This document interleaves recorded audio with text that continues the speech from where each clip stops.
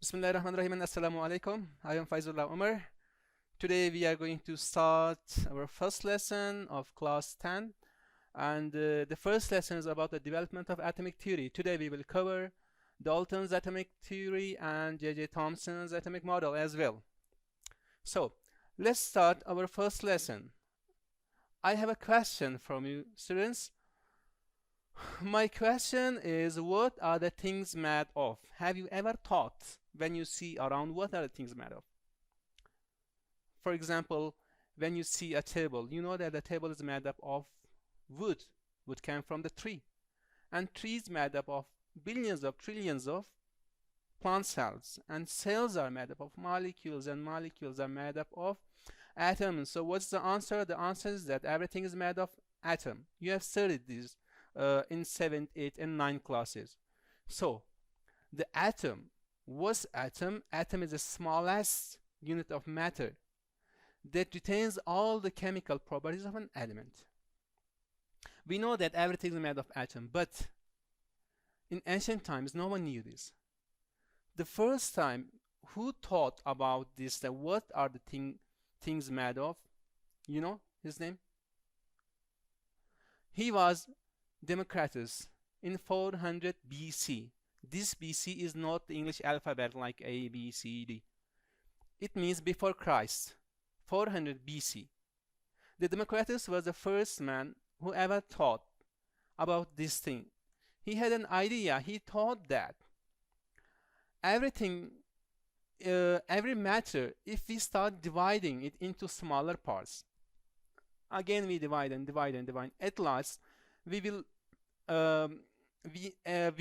reach to a point that it cannot be further divided.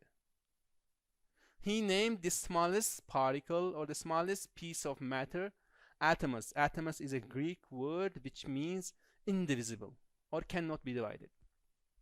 Democritus had an idea. He thought that the atoms are very small and hard particle, and they are all made of same material but were formed into different shapes and sizes.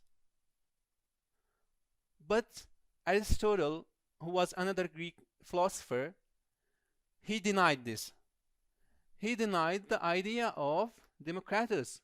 He said that all matter is made of only 4 elements. Yes, 4 elements.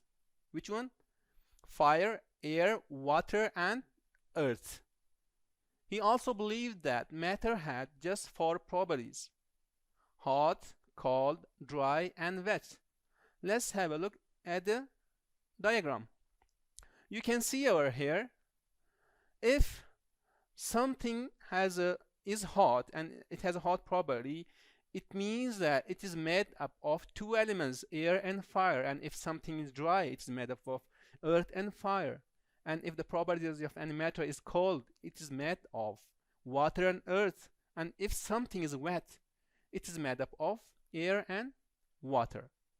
This was the idea of Aristotle. And unfortunately, Aristotle's idea was accepted for more than 200 years.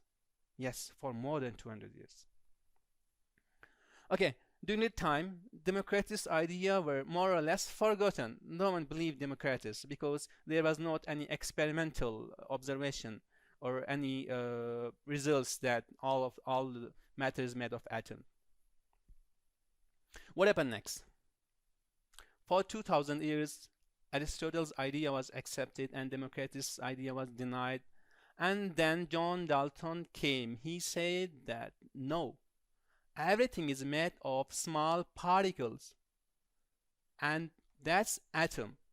In early 1803, he performed a number of experiments. With the help of these experiments and observation, he eventually led to the acceptance of the idea of atom. He formulated the first atomic theory. Let's have a look at some points of his atomic theory. I have summarized them in 5 points. The first one is all matter is composed of extremely small particles known as atoms. It's the same thing that Democritus said around 2200 years before the John Dalton. And the next thing is atoms of a given element are identical in size, mass, and properties. Do you think so? are the atoms of one element are identical in its properties? I'm asking this from you students. If you know the answer, please leave the comment below. And the third one is atoms cannot be subdivided, created, or destroyed. What do you think about this? Is it okay? I'm again asking you the same thing. This is my question from you. If it is right or wrong, if it's correct or wrong, please leave the comment below. The number 4, atoms of different elements combine in simple whole number ratios to form chemical compounds. For example, if we want to make 2 molecules of water, we need 2 molecules of hydrogen and 1 molecule of oxygen to react. If we add 3 molecules of hydrogen and 1 molecule of oxygen, in this case 1 molecule of hydrogen will be left behind, because to get 2 molecules of water we need 2 molecules of hydrogen and 1 molecule of oxygen. That's constant. This is what John Dalton wants to say. He says that atoms of different elements combine in simple whole number ratios to form specific chemical compounds. The fifth one is, in chemical reactions, atoms are combined, separated, or rearranged. This is what John Dalton said. And John Dalton also proposed an atomic model. Yeah, this tiny ball is atomic model. Solid sphere like tiny ball. He thought that all atoms are solid sphere like this tiny ball. This was the atomic model of Dalton. What next? After Dalton, scientists worked upon this atomic theories, and for the first time the subatomic particle which was discovered is electron. Who discovered electron? Yes, you know, he was J.J. Thomson. J.J. Thomson discovered electron in 1897 when he was studying the properties of cathode rays. He found that the electron by mass ratio is equal to negative 1.76 times 10 to the power of 11 coulomb by kilogram. This minus is not mathematical minus, this shows the charge. And for the discovery of electron, he also got Nobel Prize. Let me show you what was a cathode ray tube. With the help of that experiment, he discovered the electron. Over here we have a cathode ray tube. There's a vacuum inside it, and there are 2 electrodes, cathode and anode. Electricity comes from the cathode and goes towards the anode in the shape of a beam. We can observe the beam, and Thomson made a hole inside the anode, and at the other side he placed 2 oppositely charged metal plates, positively charged and negatively charged metal plates. So when this ray was passing through, it bent towards the positively charged metal plate.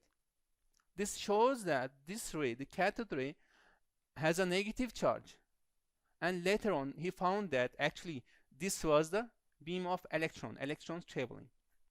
That's how he found the electron. So this is the cathode ray tube. He also proposed an atomic model. His atomic model is known as, or is famous with the name of plum pudding model, in which each atom is considered as a sphere filled with positively charged fluid, and negatively charged particles or electrons are suspended in this fluid. For example, you can look over here. This is a plum pudding or maybe a raisin cake. Inside this you can see the raisins. Consider these as electron, and the other part is a positive fluid. Over here as well, these are the electrons that are suspended in a positive fluid inside the atom. Okay, what next? Robert Millikan, an American physicist, he measured the charge of an electron using negatively charged oil droplets. He discovered that charge of an electron is minus 1.602 times 10 to the power of minus 19 coulomb. With the help of the charge of one electron and E by M ratio, we can find out the mass of one electron. How? Let's have a look. E by M ratio was equal to negative 1.76 times 10 to the power of 11 coulomb by kilogram. So we know the value of E, which was discovered by Robert Millikan, and we can find the value of M. if we put the value of E, or the charge of a single electron, in this equation, it will take a shape of like this. M is equal to minus 1.602 times 10 to the power of minus 19 coulomb by minus 1.76 times 10 to the power of 11 coulomb by kilogram. So what is the answer? The M is equal to 9.11 times 10 to the power of minus 31 kilogram. This is the exact mass of one electron. And guys, remember that electrons are a very tiny particle, and mass of an electron is 1 by 1840 times mass of proton. Okay, students, for today it's enough, and next day we will study the Rutherford and Bohr's atomic models and theories. And if you have any questions and suggestions, you can leave the comment below, and please don't forget to give a thumb up or like and subscribe our channel. Thank you for watching. Bye bye.